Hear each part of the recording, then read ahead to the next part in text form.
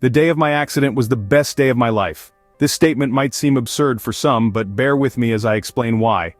Picture a man embroiled in addiction, a man who had succumbed to the clutches of a crack addiction for almost 3 years. That was me.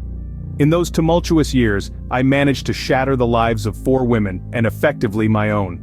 A mechanic by trade, a job I had held for 15 years, and one that I had envisioned doing for the rest of my life, was lost to the abyss of my addiction.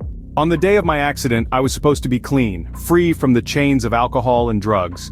But the harsh reality was, I got high the night before. The aftermath was devastating. I found myself in a coma for 26 days, my life hanging by a thread.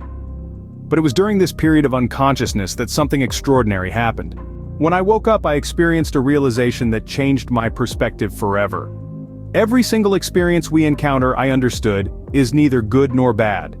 It's our reaction to these experiences that shapes them, that gives them meaning.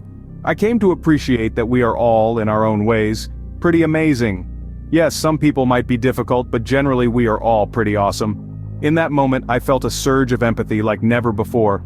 It was as if empathy had seeped into my little finger, more than I could ever bear to have.